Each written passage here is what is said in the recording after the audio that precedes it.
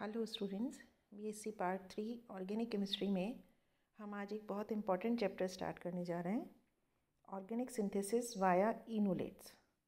इस चैप्टर में हम स्टार्ट करेंगे इनोलेट्स किन्हें कहते हैं और उनके सिंथेटिक यूजेस क्या होते हैं। सबसे पहले समझना ये है कि इनोलेट्स हम कहते किसे हैं। देखिए, आपने कार्बोनिल कंपाउंड्स का चैप्टर पढ़ा है। कार्बोनिल कंपाउंड्स में आपने पढ़ा था कि न्यूक्लियोफिलिक एडिशन रिएक्शन होते हैं। न्यूक्लियोफिलिक एडिशन रिएक्शन का मतलब एक न्यूक्लियोफाइल पहले कार्बोनिल कंपाउंड के ऊपर अटैक करता है। वो न्यूक्लियोफाइल है, इसलिए वो कार्बोनिल कंपाउंड के कार्बन के ऊपर जाके अटैच्ड हो जाता है। ये एक न्यूक्लियोफाइल है। कार्बोनिल कंपाउंड का कार्बन पॉजिटिवली चार्ज होता है।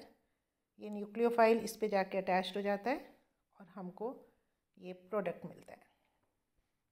जो न्यूक्लियोफाइल रिएजेंट्स हैं उन्हीं की तरह कार्ब एनायन जो रिएजेंट्स होते हैं वो भी कार्बोनिल कंपाउंड्स के ऊपर न्यूक्लियोफिलिक अटैक करते हैं। न्यूक्लियोफिलिक रिएजेंट्स में नेगेटिव चार्ज नहीं होता, नेगेटिव चार्ज के साथ साथ उन पर लोन पेयर ऑफ इलेक्ट्रॉन होते हैं। अगर हम कार्ब एनायंस को लें, कार्ब एनायंस के ऊपर नेगेटिव चार्ज होता है तो वो भी न्यूक्लियोफाइल के जैसे बिहेव करते हैं। कार्ब एनायन भी कार्बोनिल कंपाउंड्स के ऊपर न्यूक्लियोफिलिक अटैक करते हैं। एग्जाम्पल लीजिए, ये ग्रिग्नार्ड रिएजेंट है। ग्रिग्नार्ड रिएजेंट में जो एल्काइल ग्रुप होता है उसके ऊपर नेगेटिव चार्ज और MgBr के ऊपर पॉजिटिव चार्ज होता है। ये कार्बोनिल कंपाउंड है। इस ग्रिग्नार्ड रिएजेंट का जो एल्काइल ग्रुप होता है नेगेटिवली चार्ज वाला, वो जाके कार्बन से अटैच्ड हो जाता है और MgBr ऑक्सीजन से अटैच्ड हो जाता है। ये रिएक्शन आप बहुत अच्छे से पढ़ चुके हैं छोटी क्लासेस में, और प्रोडक्ट बनता है ये वाला। तो ये भी न्यूक्लियोफिलिक अटैक है कार्ब एनायन का। इन रिएक्शन से एक नया कार्बन कार्बन बॉन्ड बनता है। जहाँ भी एक नया कार्बन कार्बन बॉन्ड बने वो सभी रिएक्शंस ऑर्गेनिक सिंथेसिस में बहुत ही यूज़फुल होते हैं। जब हम बड़े बहुत कॉम्प्लेक्स ऑर्गेनिक कंपाउंड्स का सिंथेसिस करना चाहें तो वहाँ हम इनोलेट आयंस को यूज़ कर सकते हैं।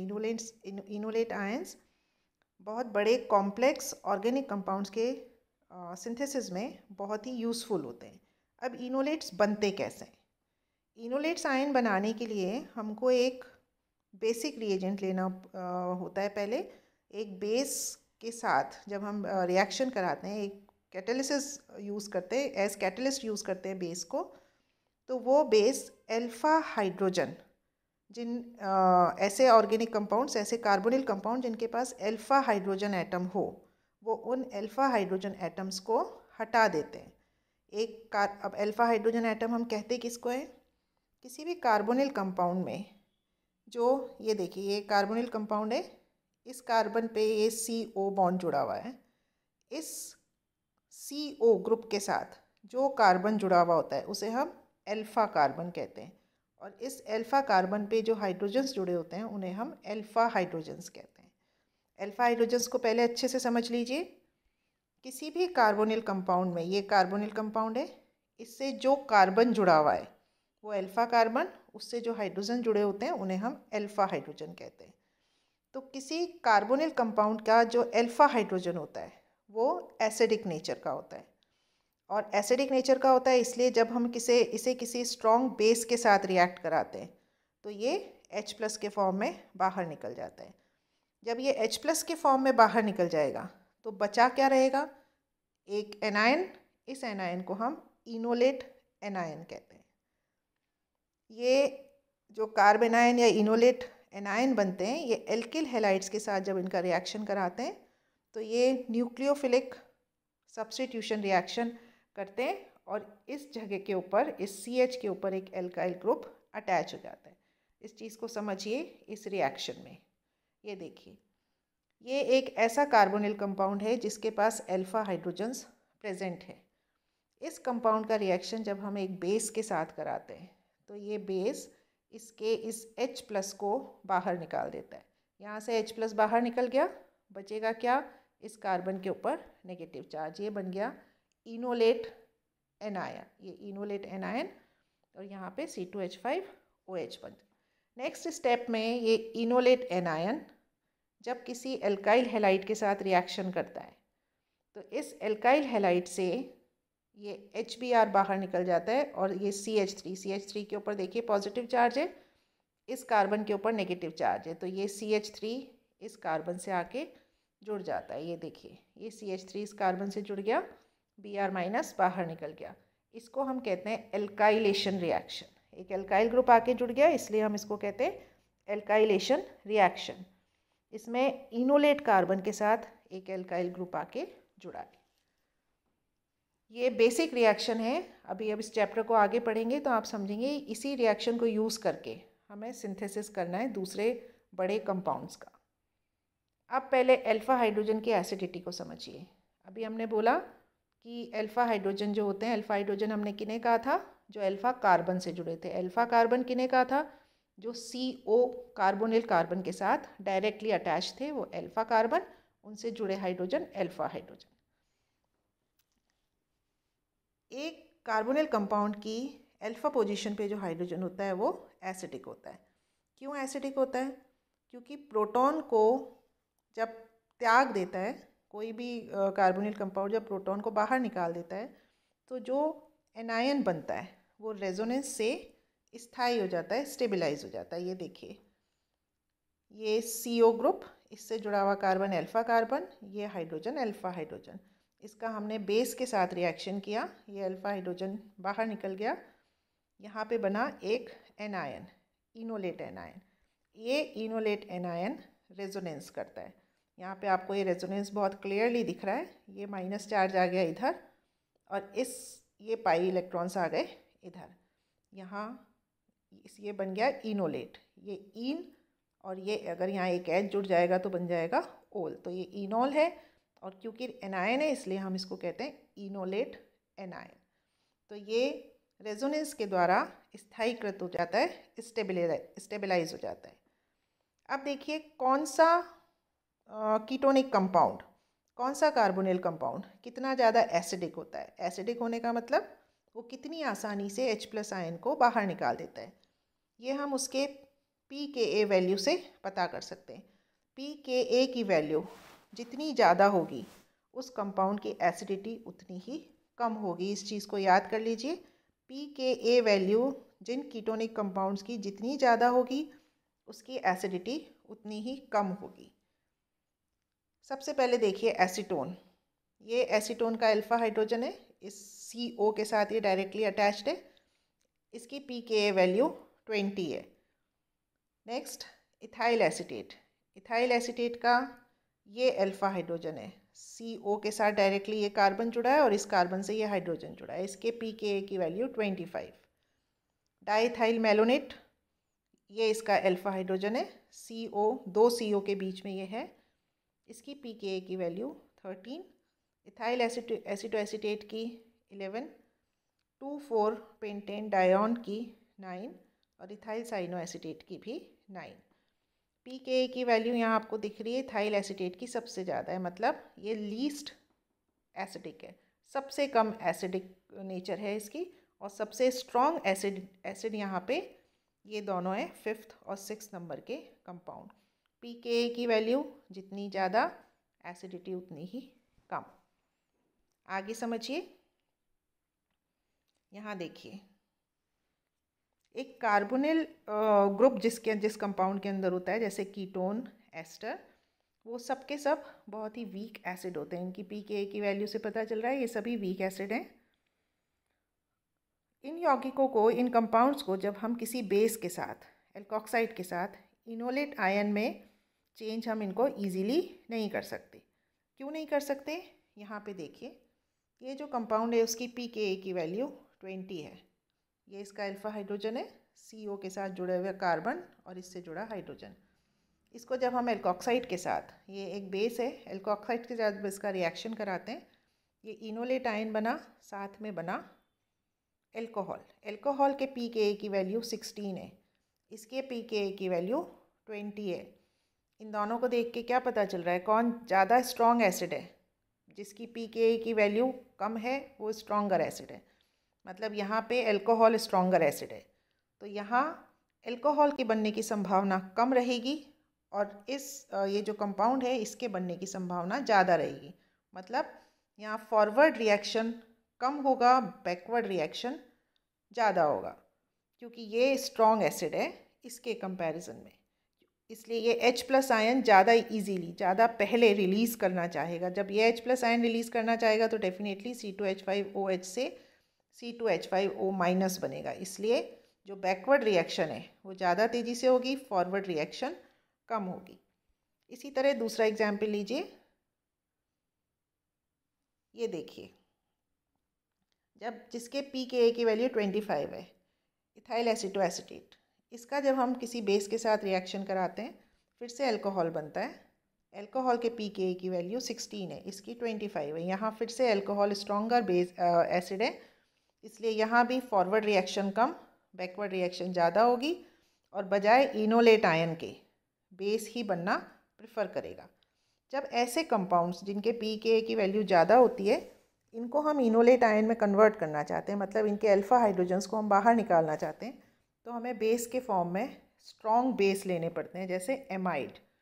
जब एमाइड के साथ हम इसके इस H+ को बाहर निकालना चाहेंगे तो यहाँ बनता है अमोनिया, जिसके pKa की वैल्यू 35 है, मतलब ये कम एसिडिक है इसके कंपैरिजन में। इसलिए यहाँ फॉरवर्ड रिएक्शन आसानी से होगा और हमको इनोलेट आयन मिल जाएगा। इसी तरह इससे भी हम जब एमाइड के साथ इसके हाइड्रोजन को हटाएंगे तो हमको इनोलेट आयन मिल जाएगा। अब ये हमने बात की कीटोन्स की। जो सिंपल कीटोन्स होते हैं उनके कंपैरिजन में एक सिंपल एस्टर की pKa की वैल्यू ज़्यादा होती है। ये हम पहले अपने उस सारणी में देख चुके हैं। इसका मतलब एस्टर अल्फ़ा हाइड्रोजन एटम को कम आसानी से बाहर निकालना पसंद करता है, क्योंकि वो कीटोन्स के कंपैरिजन में कम एसिडिक है। इसका रीज़न क्या है? अगर कोई आपसे पूछे कि कीटोन्स के कंपैरिजन में एस्टर वीक एसिड क्यों है, तो इसका रीज़न ये है कि एस्टर्स में एल्कोक्सी ग्रुप जो होता है उसका ऑक्सीजन कार्बोनिल ग्रुप के ऑक्सीजन के साथ इलेक्ट्रॉन को डीलोकेलाइज कर देता है। मतलब यहाँ पे रेजोनेटिंग स्ट्रक्चर्स बनते हैं। यहाँ देखिए, समझिए इस बात को। ये एल्कोक्साइड ग्रुप का O है, इसके पास भी लोन पेयर ऑफ इलेक्ट्रॉन है। ये दोनों रेजोनेंस कर सकते हैं। ये इलेक्ट्रॉन्स इधर आ जाएंगे, कार्बोनिल के इलेक्ट्रॉन्स ऑक्सीजन पे चले जाएंगे, तो यहाँ पे 2 रेजोनेटिंग स्ट्रक्चर बन गए। जब 2 रेजोनेटिंग स्ट्रक्चर यहाँ पे बन गए हैं तो जो R ग्रुप है, यहाँ से इलेक्ट्रॉन कहाँ से निकलने हैं? इस R से निकलने। H+ आयन मैंने आपको बताया था, जो अल्फ़ा H+ है वही बाहर निकलता है। अल्फ़ा H+ कौन सा होगा? जो इस वाले R के साथ जुड़ा हुआ होगा, क्योंकि ये वाला R इस CO के साथ डायरेक्टली जुड़ा हुआ है। तो यहाँ जब ये वाला कार्बन डबल बॉन्ड में इन्वॉल्व हो गया, रेजोनेंस में इन्वॉल्व हो गया, तो ये इजीली इसके H+ आयन को रिलीज़ नहीं करेगा। तो R ग्रुप का जो अल्फ़ा हाइड्रोजन है वो आसानी से बाहर नहीं निकल पाता। कारण क्या है? एक तो रेजोनेटिंग स्ट्रक्चर मैंने बताया, और दूसरा कार्बोनिल ग्रुप का जो ऑक्सीजन है वो एल्कोक्साइड के साथ इंटरेक्शन कर रहा है, तो जो इनोलेट आयन बनेगा उसको भी स्टेबलाइज करने में इसका योगदान बहुत कम होगा। इसलिए एस्टर के कंपैरिजन में कीटोन स्ट्रॉन्ग एसिड होते हैं। एस्टर से अल्फ़ा हाइड्रोजन को निकालना डिफ़िकल्ट होता है। अब अगर हमें निकालना ही हो तो हमें क्या करना पड़ेगा? अगर हम कीटोन के साथ, कीटोन के यहाँ देखिए, यदि कीटोन के अल्फ़ा कार्बन पे हम एक ऐसा ग्रुप अटैच करा दें जो इलेक्ट्रॉन्स को अट्रैक्ट करने वाला ग्रुप हो, मतलब -I इफेक्ट वाला ग्रुप हो, तो वो बने हुए इनोलेट आयन को स्टेबलाइज कर देगा और इस तरह कीटोन की एसिडिटी इंक्रीज़ हो जाएगी। कीटोन की एसिडिटी को इंक्रीज़ करने का तरीका, कीटोन्स की एसिडिटी को इंक्रीज़ करने के लिए हम उसके अल्फ़ा कार्बन के ऊपर, ये अल्फ़ा कार्बन है, इस पे एक इलेक्ट्रॉन्स को अट्रैक्ट करने वाला ग्रुप, -I इफेक्ट वाला ग्रुप, अगर ये इलेक्ट्रॉन्स को अट्रैक्ट करेगा यहाँ से, तो ये H+ आयन और इजीली बाहर निकल सकता है। यहाँ देखिए, एसीटोन के pKa की वैल्यू 20 है, मोनोक्लोरो एसीटोन की 17, एसिडिटी इंक्रीज़ हो गई। pKa की वैल्यू कम, मतलब एसिडिटी ज़्यादा। एक और H को हमने क्लोरीन से रिप्लेस कर दिया, ये डाई क्लोरो एसीटोन बन गया, इसके pKa की वैल्यू 15 हो गई, मतलब एसिडिटी और भी ज़्यादा इंक्रीज़ हो गई। दूसरा तरीका, यदि कोई हाइड्रोजन एटम दो कीटोनिक ग्रुप्स के बीच में अल्फ़ा पोजीशन पे हो, यहाँ देखिए ये वाला जो हाइड्रोजन है इसके अल्फ़ा पे ये CO और एक और CO, मतलब ये दो CO ग्रुप के लिए अल्फ़ा पोजीशन पे है, इस वाले ग्रुप के लिए भी और इस वाले ग्रुप के लिए भी। इसे एसिटिल एसीटोन कंपाउंड है। तो यदि कोई हाइड्रोजन एटम दो कीटोनिक ग्रुप के लिए अल्फ़ा पोजीशन पे हो, उससे जो इनोलेट आयन बनेगा वो और भी ज़्यादा स्टेबलाइज हो जाएगा। क्यों? क्योंकि दोनों कीटोनिक ग्रुप उसके अंदर अपना योगदान देंगे, रेजोनेटिंग स्ट्रक्चर्स ज़्यादा हो जाएंगे। जितने ज़्यादा रेजोनेटिंग स्ट्रक्चर, वो स्पीसीज़ उतनी ही ज़्यादा स्टेबल, और इनकी एसिडिटी सिंपल कीटोन्स के कंपैरिजन में, और जो सिंपल कीटोन से अल्कोहल बने थे उनके भी कंपैरिजन में ज़्यादा हो जाती है। एग्जाम्पल देखिए, ये एसिटिल एसीटोन है, इसके हाइड्रोजन को हमने इस बेस के साथ एब्स्ट्रैक्ट किया, ये बना इनोलेट आयन और बना इथेनॉल। इथेनॉल की 16 है, इसकी 9 है, मतलब यहाँ पे फॉरवर्ड रिएक्शन ज़्यादा होगा, ये रिएक्टेंट ज़्यादा अमाउंट में बनेगा, और ये दोनों आपस में रिएक्शन करके फिर से रिएक्टेंट्स कम अमाउंट में बनाएंगे। और बना हुआ जो इनोलेट आयन है वो 3 रेजोनेटिंग स्ट्रक्चर्स उसके हो जाएंगे। आप यहाँ पे समझ सकते हैं इन रेजोनेटिंग स्ट्रक्चर्स, आप खुद भी बना सकते हैं बड़े इजीली। ये वाले नेगेटिव चार्ज वाले इलेक्ट्रॉन्स इधर आ गए, ये इलेक्ट्रॉन्स इधर आ गए, ये पहला रेजोनेटिंग स्ट्रक्चर। नेक्स्ट में ये इलेक्ट्रॉन फिर इधर, ये इलेक्ट्रॉन इधर, और ये वाले इलेक्ट्रॉन इधर, ये एक और रेजोनेटिंग स्ट्रक्चर। तो यहाँ 3 रेजोनेटिंग स्ट्रक्चर्स बन जाते हैं। इसलिए इस बात को, इस फैक्ट को याद कर लीजिए कि अगर हमें एसिडिटी बढ़ानी है किसी अल्फ़ा हाइड्रोजन की, तो उस अल्फ़ा हाइड्रोजन की एसिडिटी ज़्यादा होगी जो दो कीटोनिक ग्रुप के बीच में प्लेस्ड होगा।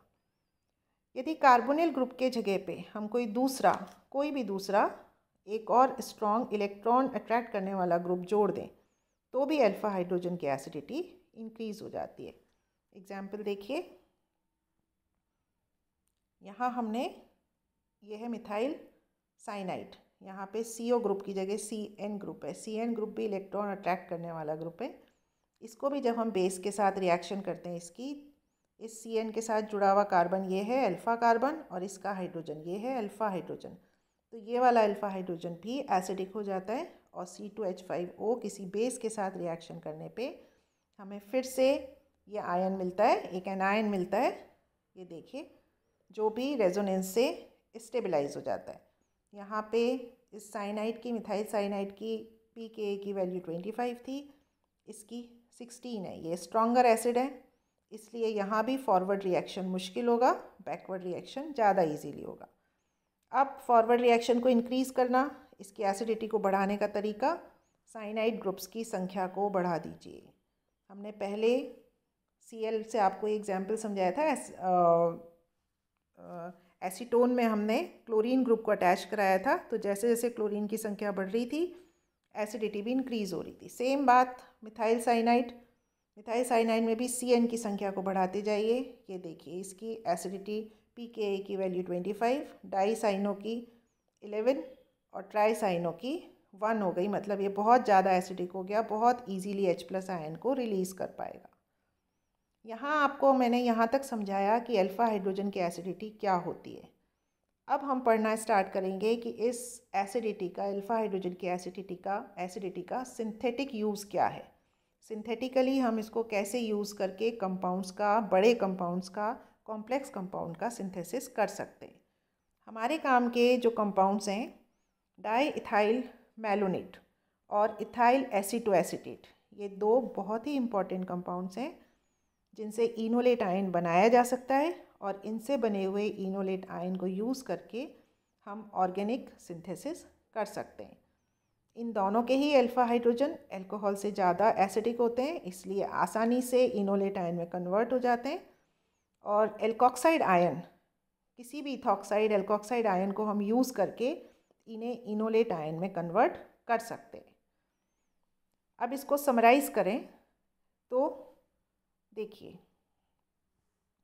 ये वाला जो ग्रुप है ये वाला ग्रुप, 2 CO ग्रुप्स जुड़े हुए हैं और उनके बीच में एक CH2 है।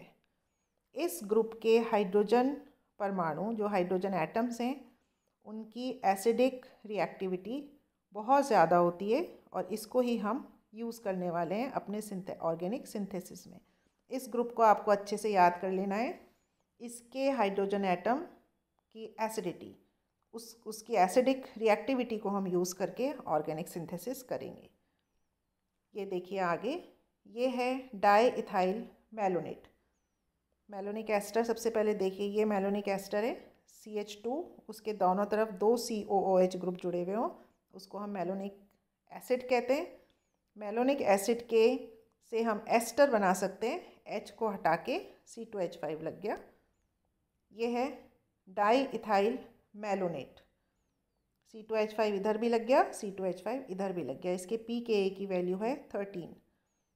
इसमें ये CH2 ग्रुप प्रेजेंट है 2 CO ग्रुप्स के बीच में, मतलब इसके हाइड्रोजन आयन की एसिडिटी बहुत ज़्यादा होती है।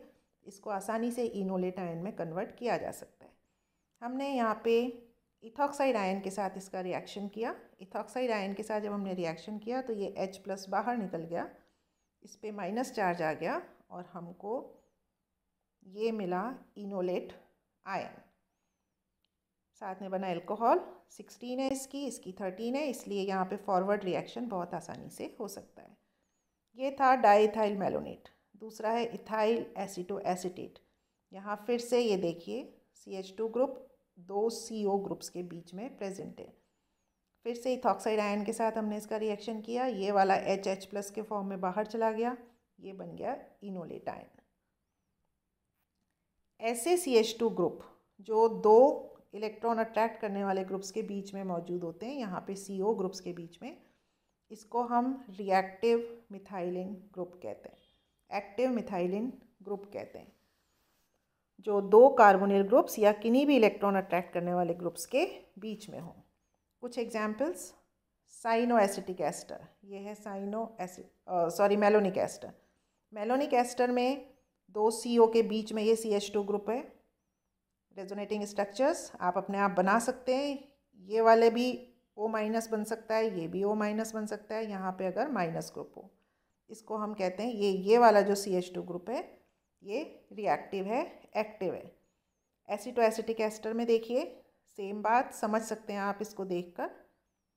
ये है साइनोएसिटिक एस्टर, इस CH2 के इस तरफ CN ग्रुप है, यहाँ पे CO ग्रुप है, दोनों इलेक्ट्रॉन अट्रैक्ट करने वाले ग्रुप हैं, इसलिए ये वाला CH2 भी रिएक्टिव है। अब हम एक बहुत इम्पॉर्टेंट चीज़ पढ़ने जा रहे हैं जो कि इस चैप्टर का पूरा बेसिस है। इसको आप अच्छे से समझ लेंगे तो ये चैप्टर आपके बहुत अच्छी तरह समझ में आ जाएगा। हम पढ़ने जा रहे हैं डाई इथाइल मैलोनेट का एल्काइलेशन। मैलोनिक, सबसे पहले पढ़ना यह है कि डाई इथाइल मैलोनेट को कैसे बनाएंगे। मैलोनिक एसिड के डाई इथाइल एस्टर को डाई इथाइल मैलोनेट या मैलोनिक एस्टर कहते हैं, ये मैं आपको समझा चुकी हूँ। ये है मैलोनिक एसिड, ये है मैलोनिक एसिड, इसको डाई एस्टर में कन्वर्ट कर दीजिए। इसका H इधर से हट के C2H5OH लग जाए, C2H5 लग जाए, इथाइल ग्रुप लग जाए, तो उसको हम मैलोनिक एस्टर कहते हैं। सबसे पहले इसे बनाएं कैसे। इसको बनाने के लिए हम एसिटिक एसिड से स्टार्ट करेंगे। एसिटिक एसिड हमारा स्टार्टिंग कंपाउंड है, बहुत अच्छे से इसे समझिए। एसिटिक एसिड का क्लोरीनेशन कराया, यहाँ से एक H चला गया, उसकी जगह क्लोरीन ग्रुप जुड़ गया, मोनोक्लोरो एसिटिक एसिड बन गया। अब हमें यहाँ पे COOH ग्रुप इंट्रोड्यूस करना है ना, इस CH2 के साथ एक COOH ग्रुप हमें इंट्रोड्यूस करना है। ये फिक्स तरीका है करने का, इसको आप याद कर लीजिए अच्छी तरह। क्लोरीन ग्रुप को रिप्लेस करना है साइनाइड ग्रुप से। साइनाइड ग्रुप का जब आप हाइड्रेशन कराते हैं तो ये साइनाइड ग्रुप हमेशा एसिडिक ग्रुप में कन्वर्ट हो जाता है।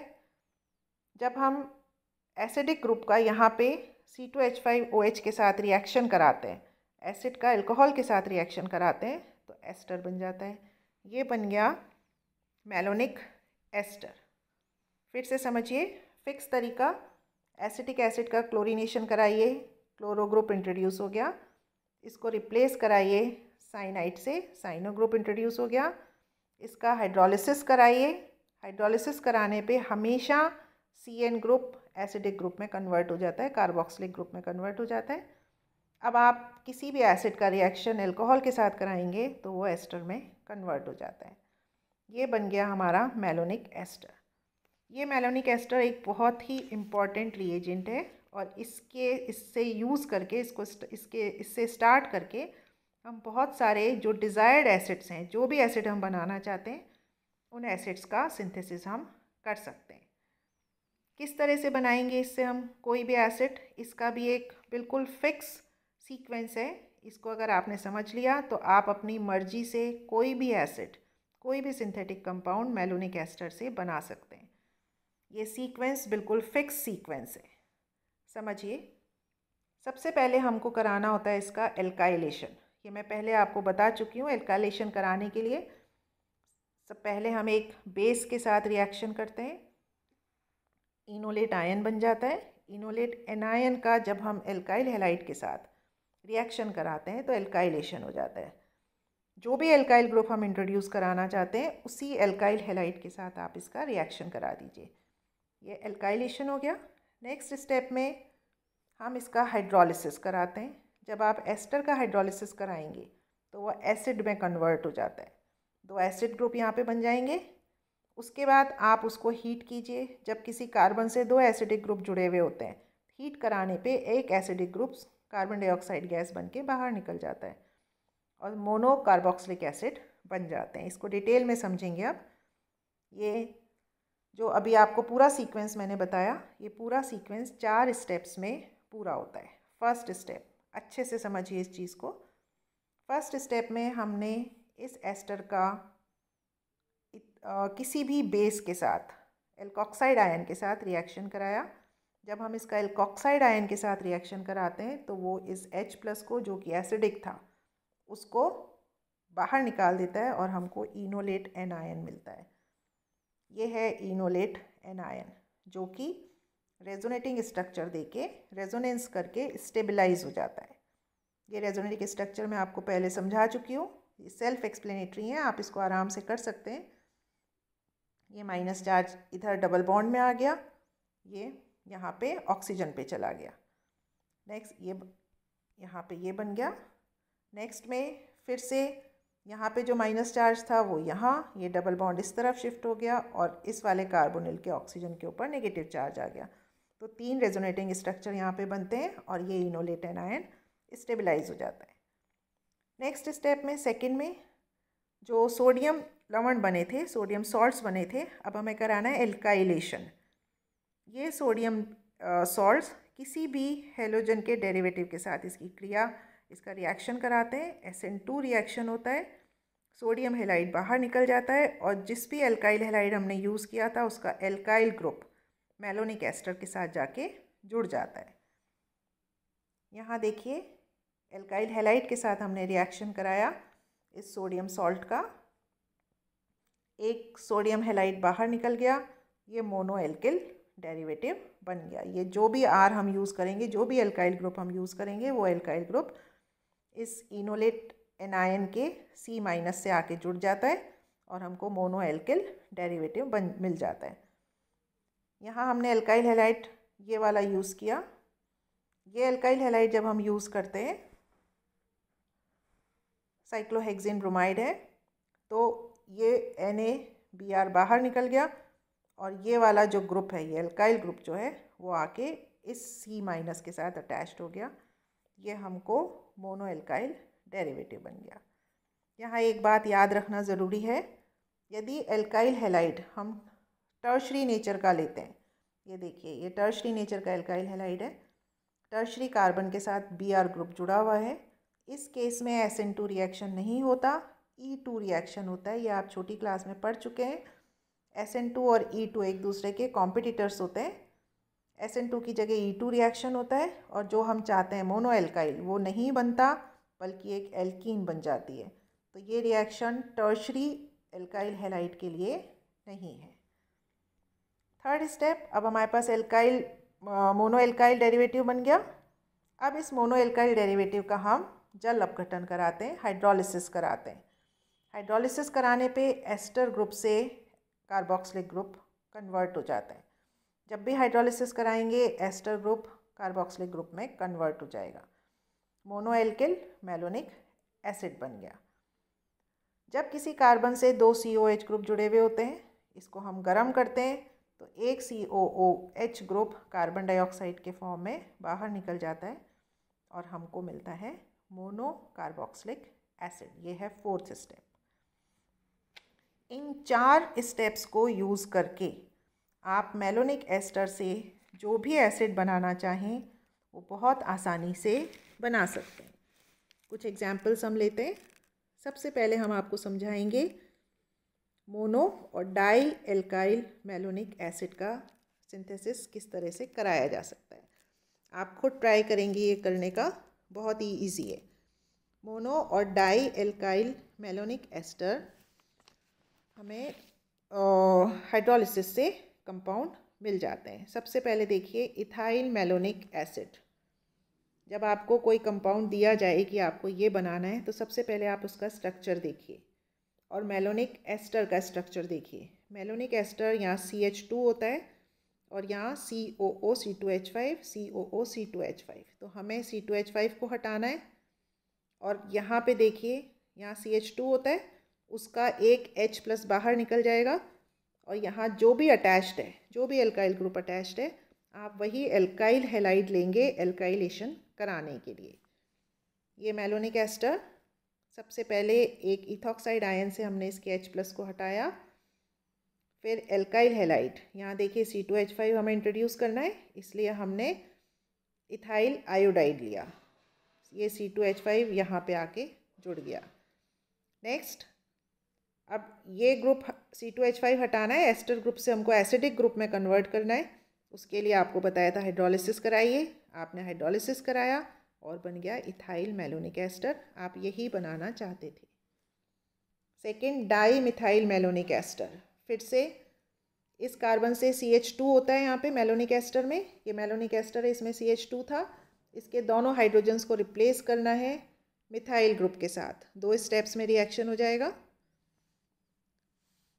फर्स्ट स्टेप वही जैसे हमने इसको बनाया था, आप इथॉक्साइड आयन के साथ H यहाँ पे माइनस बनाइए, फिर CH3I को यूज़ कीजिए, एक CH3 ग्रुप इंट्रोड्यूस हो जाएगा। फिर से CH3 ये स्टेप को रिपीट कीजिए 2 बार। आप जब इस ग्रुप को जब इसको रिपीट करेंगे तो आप 2 CH3 इसके अंदर इंट्रोड्यूस कर सकते हैं। तो C2H5ONA के साथ CH3I 2 स्टेप्स में आप कीजिए, दोनों CH3 यहाँ पे इंट्रोड्यूस हो जाएंगे। अब ये हटाना है, एस्टरिक ग्रुप को हटा के एसिडिक ग्रुप लाना है, जल अपघटन, हाइड्रोलिसिस कीजिए, डाई मिथाइल मैलोनिक एसिड आपके पास आ जाएगा। नेक्स्ट देखिए, अब बनाना है आपको ethyl methyl malonic acid. 2 steps में रिएक्शन। फर्स्ट स्टेप में आप इथाइल आयोडाइड यूज़ कीजिए, इथाइल ग्रुप इंट्रोड्यूस हो जाएगा। सेकेंड स्टेप में मिथाइल आयोडाइड यूज़ कीजिए, जो एक H है, ये वाला H, ये भी एसिडिक है, ये H बाहर निकल जाएगा, इसकी जगह ये मिथाइल ग्रुप अटैच हो जाएगा। फिर से हाइड्रोलिसिस कराइए, एस्टर ग्रुप एसिडिक ग्रुप में कन्वर्ट हो जाएंगे, बन गया इथाइल मिथाइल मैलोनिक एसिड। इस तरह बहुत इजीली उन 4 रिएक्शंस को, बेसिक रिएक्शंस को आप अगर याद कर लेंगे तो आप मनचाहा सिंथेटिक कंपाउंड बना सकते हैं। नेक्स्ट हम पढ़ेंगे मोनो कार्बोक्सिलिक एसिड का संश्लेषण कैसे किया जा सकता है। मोनो कार्बोक्सिलिक एसिड बनाने